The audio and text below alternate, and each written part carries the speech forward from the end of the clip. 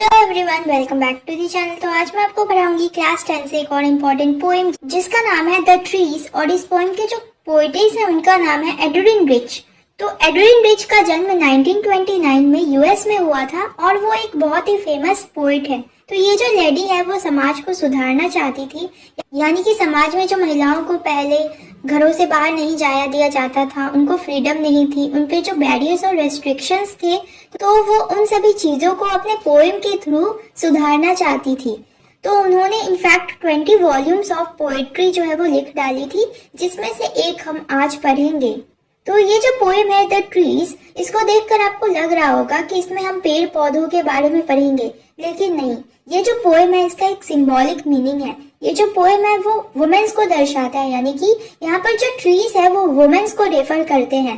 तो ये जो पोएम है ये हमें बताता है कि जो वुमेन्स है उन्होंने खुद को कैसे हील किया, कैसे रिकवर किया, यानी कि उन्होंने खुद के ऊपर से जो बैरियर्स थे, जो रेस्ट्रिक्शंस थे, उन सभी को कैसे हटाया और वो कैसे घरों से बाहर आई, यानी कि इस समाज में आई। उन्होंने अपना अलग अलग फील्ड्स में अपना योगदान दिया, अपना कंट्रीब्यूशन दिया और वो अब इस कंट्री को आगे लेकर जा रही हैं। इतने सालों से, यानी कि पुराने जमाने में जो औरतें थी उनको घरों से बाहर नहीं जाया दिया जाता था और वो घरों में ही रहा करती थी, तो वो अपने समाज को अपना टैलेंट जो है वो दिखा नहीं पाती थी। तो वो कैसे घरों से बाहर आई और उनको क्या क्या स्ट्रगल्स फेस करने पड़े, तो इन सभी चीजों को जो पोएटेस है वो हमें एज अ ट्री के रूप में बताती है। तो इस पोएम का एक सिंबॉलिक मीनिंग है। तो चलो बिना देर के इस पोएम का एक्सप्लेनेशन शुरू करते हैं। तो यहाँ पर जो पोएटेस है वो कहती है कि जो ट्रीज है वो धीरे धीरे अपने घरों से बाहर निकलकर जंगलों की तरफ जा रहे हैं, यानी कि इतने दिनों से वो जो ट्रीज है वो घरों में बंद थे, वो अब धीरे धीरे बाहर निकलकर जंगलों की तरफ जा रहे हैं। तो ये जो चीज है ये काफी अनरियलिस्टिक है, क्योंकि जो ट्रीज होते हैं वो मूव नहीं कर पाते। तो इससे हमें पता चलता है कि इस पोएम का एक सिंबॉलिक मीनिंग है। तो यहाँ पर जो पेड़ है, जो ट्रीज है, वो वुमेन्स को दर्शाते हैं। तो यहाँ पर ट्रीज को पोएटेस ने वुमेन के साथ कंपेयर किया है। फिर वो कहती हैं कि इतने सालों से जो जंगल थे वो पेड़ों से खाली पड़े थे, तो क्योंकि वहाँ पर पेड़ नहीं थे तो जो बर्ड्स थी वो पेड़ों पर नहीं बैठ पाती थी, जो अलग अलग इंसेक्ट थी वो भी पेड़ों में छुप नहीं पाती थी, और यहाँ तक कि जो सन था वो खुद को बड़ी भी नहीं कर पाता था, यानी कि पेड़ों के पीछे अपने आप को हाइड भी नहीं कर पाता था। तो यहाँ पर टिंडल इफेक्ट की बात हो रही है। तो जो पोएटेस है वो कहती है कि इतने सालों से जो पेड़ जंगलों में नहीं थे, जिसकी वजह से वहाँ पर ना तो चिड़िया बैठ पाती थी, ना ही जो इंसेक्ट है वो खुद को हाइड कर पाते थे, छुपा पाते थे, और ना ही जो सन है वो खुद को छुपा पाता था। यानी कि आपने टिंडल इफेक्ट देखा होगा कि जो सनरेज होती है वो जमीन तक नहीं पहुँचती, कुछ सनरेज पहुँचती है और कुछ जो शैडो होता है ट्री का वो दिखता है नीचे जमीन पर। तो उसी की बात हो रही है। तो आगे जो पोएटेस है वो कहती है कि इतने रातों से जो फॉरेस्ट था, जो जंगल था, वो खाली पड़ा था, तो अब धीरे धीरे जो पेड़ है वो जंगलों की तरफ जा रहे हैं।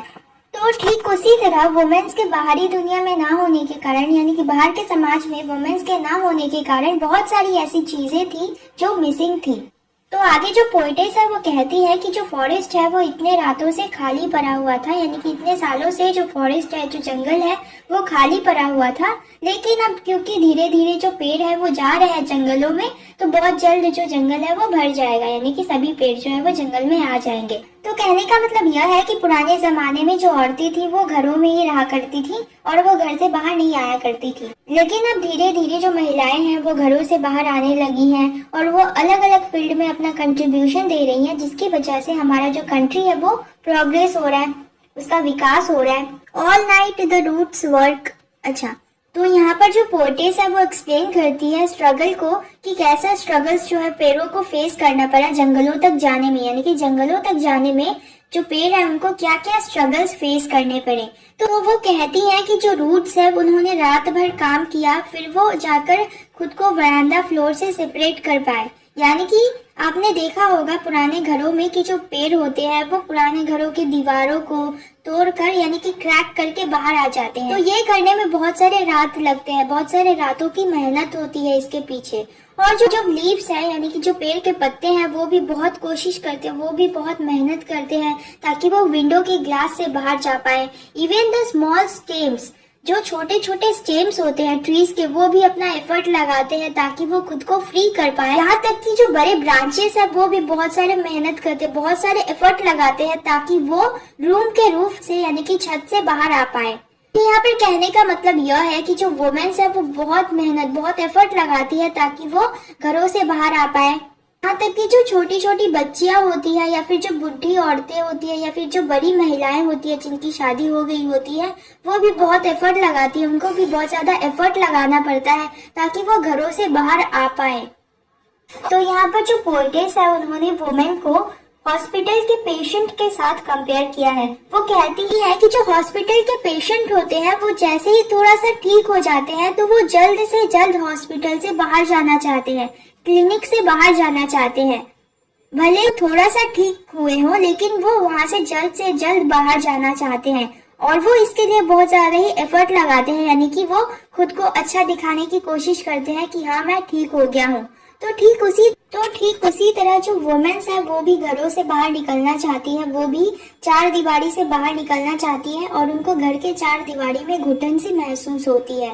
तो ठीक उसी तरह जो वुमेन्स है उनको भी बहुत सारे एफर्ट लगाने पड़ते हैं, तब जाके वो घरों से बाहर निकल पाती हैं और वो खुद को इस संसार में, खुद को इस समाज के सामने ला पाती हैं। Side doors open to the veranda. अच्छा, तो यहाँ पर जो पोएटेस है वो कहती हैं कि वो वरांडा में बैठकर लेटर्स लिख रही हैं और वो कहती है कि उन्होंने ये मेंशन नहीं किया कि जो फॉरेस्ट है वो घरों से बाहर निकलकर जा रहे हैं। यानी कि कहने का मतलब यह है कि जो महिलाएं हैं, जो फीमेल्स हैं, वो घरों से बाहर निकलकर जा रही हैं। तो उन्होंने अपने इस लेटर में कहीं पर भी ये मेंशन नहीं किया कि जो फीमेल्स हैं वो घरों से बाहर निकलकर जा रही हैं। Night is fresh, the whole moon shines in a sky still open. तो जो रात है वो एकदम फ्रेश है, वो एकदम क्लियर है और जो पूरा मून है, फुल मून है, वो स्काई में चमक रहा है और लीव्स और लीचेंस की स्मेल है वो पोएट तक पहुंच रही है और उसकी जो आवाज है वो पूरे रूम में गूंज रही है। यहाँ पर कहने का मतलब यह है कि जो डिजायर है फ्रीडम का, जो आजादी की चाहत है, वो बताया गया है कि जो महिलाओं के अंदर आजादी की चाहत है उसको यहाँ पर पोएट ने बताया है। पोएट है वो कहती हैं कि my head is full of whispers, यानी कि पोएट को अपने आसपास विस्पर्स यानी कि फुसफुसाने की आवाज सुनाई दे रही है। जो महिलाएं हैं वो आपस में फुसफुसा रही हैं कि वो कैसे बाहर निकलेंगी और फिर जो फैमिली मेंबर्स है वो भी फुसफुसा रहे हैं कि वो उनको बाहर निकलने देंगे भी या नहीं, सही रहेगा या नहीं। तो ये सारी जो विस्पर्स की आवाजें हैं, जो फुसफुसाने की आवाज है, वो पोएट को सुनाई दे रही है, यानी कि उनके पूरे दिमाग में भरी हुई है। वो आगे कहती हैं कि ये सभी जो विस्पर्स है, ये सभी जो बातें हैं, वो बिल्कुल शांत हो जाएंगी जब महिलाएं कल बाहर निकलना शुरू कर देंगी। Listen, the glass is breaking. तो यहाँ पर जो पोएटेस है वो कहती हैं कि देखो, जो सारे बैरियर्स थे, जो सारे रेस्ट्रिक्शंस थे महिलाओं के ऊपर, वो सभी टूट रहे हैं। यानी कि जो महिलाओं के ऊपर बैरियर्स और रेस्ट्रिक्शंस थे उनको अब महिलाएं जो है, जो फीमेल्स है, वो तोड़ रही हैं। तो पोएटेस है वो आगे कहती है कि द ग्लास इज ब्रेकिंग, यानी कि जो विंडो का ग्लास है वो टूट चुका है, वो टूट रहा है और जो पेड़ है वो रात में बाहर आ रहे हैं और जो विंड है वो उनका स्वागत कर रही है। यहाँ पर कहने का मतलब यह है कि जो महिलाएं हैं, जो फीमेल्स है, वो रात में अब बाहर आ रही हैं और ये जो देश है वो उनका स्वागत कर रहा है। तो आगे जो पोएटेस है वो कहती है कि the moon is broken like a mirror, यानी कि जो मून है वो शीशे की तरह टुकड़ों में टूट चुका है। यानी कि मून का जो शैडो ओक ट्री पर पड़ रहा है, ओक ट्री जो कि एक टॉलेस्ट ट्री होता है, तो उसके ऊपर जब मून का शैडो पड़ रहा है तो वो बिखर बिखर कर दिख रहा है। यानी कि मून का जो शैडो है वो टुकड़ों में दिख रहा है और वो एकदम क्राउन की तरह लग रहा है, यानी कि वो ओक ट्री पर एक क्राउन की तरह चमक रहा है। तो यहाँ पर जो पोएटेस है वो कहती हैं कि जो फीमेल्स है वो घरों से बाहर निकल रही हैं और वो अलग अलग फील्ड्स में अपने टैलेंट्स को दिखा रही हैं और वो मून की तरह, यानी कि एक क्राउन की तरह चमक रही हैं। यानी कि वो अपने टैलेंट्स को बाहर निकाल रही हैं, अपनी खूबियों को बाहर निकाल रही हैं और अलग अलग फील्ड में वो अलग अलग अपना योगदान दे रही हैं।